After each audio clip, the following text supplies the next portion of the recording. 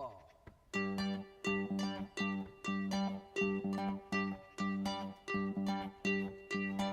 Say you stand by your man, you tell me something I don't understand. You said you love me, and that's a fact, and then you left me, said you felt trapped. Well, some things you can't explain away, but the heartache's in me till this day. Did you stand by me? Oh, not at all. Did you stand by me? No way. On all the times when we were close, well, I remember these things the most. Hello there, Tony Medley once again, and welcome back to my workshop. Today's project, I'm going to do a segmented vase. I'm not sure whether I'll put a zip in it or I might just have a lace up. I'm going to do it in my favourite again, Sapele and a white maple. I think it's a lovely contrast. I'll probably make it about 8 to 10 inches high. I'll let you know later on how I get on. But what I've got at the moment, I've just got a bit of Sapele base. I'm going to glue a chucking point into it, and then obviously get it into the lathe, and then obviously we'll get it turned to round, and then we'll start making the segments.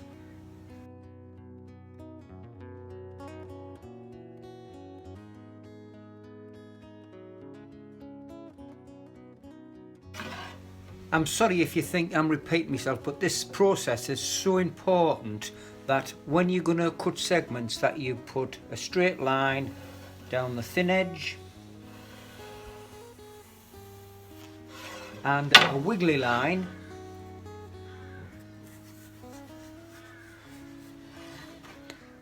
down the other, and all it's for, it's just to compensate if your blade's slightly out. I'm not suggesting that yours is, but most saws usually just 100 of a thou out would do it, and I'll explain later on in the video what you do with these and the way that you present them to make your rings up. So it's a process. What sometimes I get the first couple cut and then realise that I didn't put the straight line down it.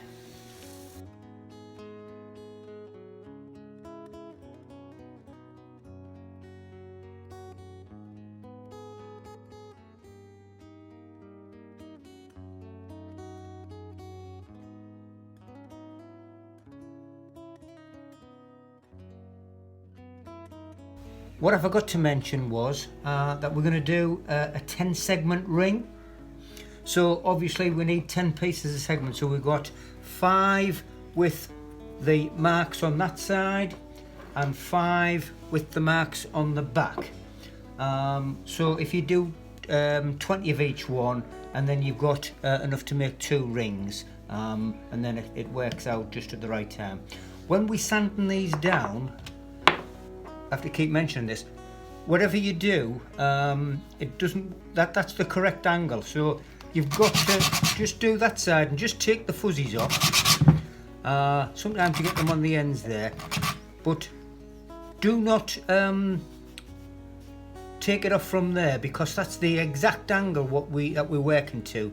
You'll start to end up with a bit of a gap, and all you do is just do one on that side, one on the other. But like I say, only just take the fuzzies off, and that's what we're aiming for, like that. Another light one there.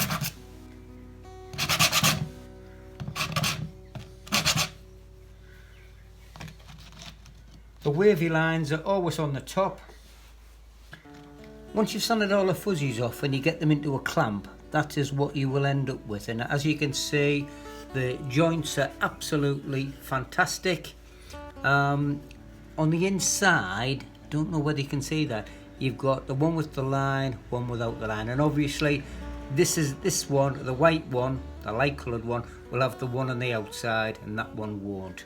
And that's all you do got to glue it up now and then obviously make a series of rings. That's the second ring. As I was saying earlier on, that if you have to cut them in doubles, so you'd cut 10 white and then obviously 10 of the Sapele. And what you physically do is on this ring you've got 5 of the lines on the Sapele one. You've got the line on the outside, and on the Sapele on this one you've got it on the outside instead of the inside, and that's why you need to cut 2 lots of rings. I've done a solid ring, or a solid ring of Sapele for the top, and as I was saying, where you have a line, miss a one, have a line, and this one is on the other side, so it doesn't matter what colour it is, you still do it alternative, one side, one the other, and it's just to compensate for the blade being that little bit out.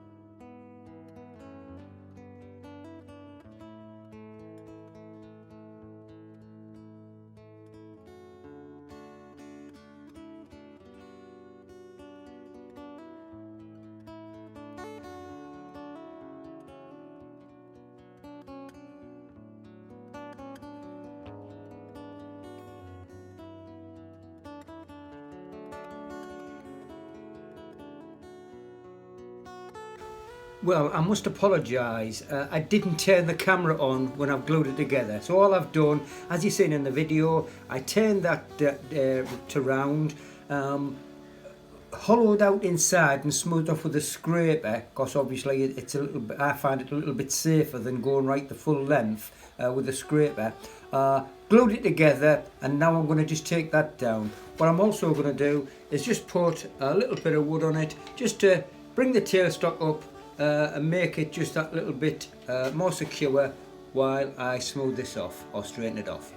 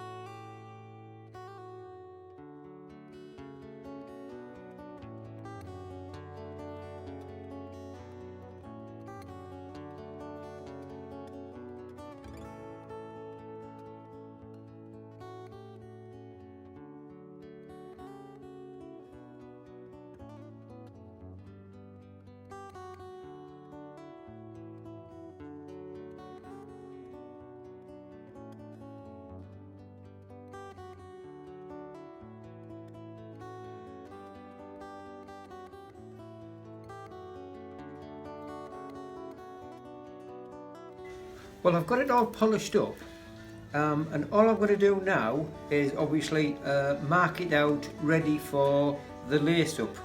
I'm going to drill a 20mm hole with a Forstner bit through, and then cut with a Dremel 2 parallel lines along. Then obviously mark the holes for the eyelets for the leather lace that I have to go in it, and then obviously that should be it. I'll have to obviously smooth it all down, glue the eyelets in, which I'll video, and then lace it up.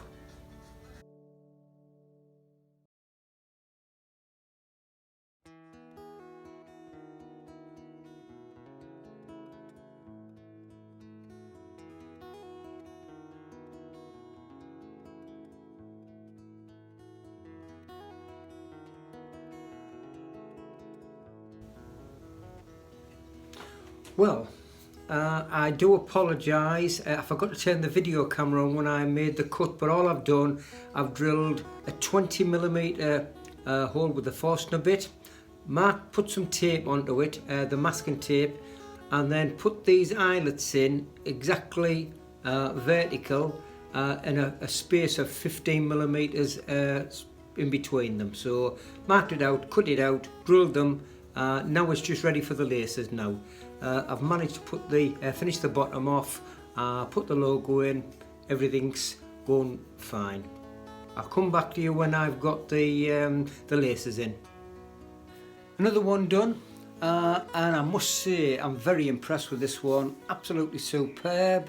As I said, this new maple what I've been getting, it's got a bit of spalting in it, but it's absolutely superb, all finished off. I'm rather pleased with that one. It's a lot of work, yes, I know that these segmented vessels do take time. I think that one took me probably 3-4 days. It is a lot of time, but I think they're worth it in the end. As long as you put a nice coat, a nice finish on it, finish the bottom off, as I always keep saying, you can't beat it. Anyway, just before I go, I've got a couple of shout outs from where I was at Maker Sentinel on Saturday. First one takes no introduction, King of Colour, Stuart Farini. I'll put links to their websites. Please go across, check this guy, he's amazing with colour.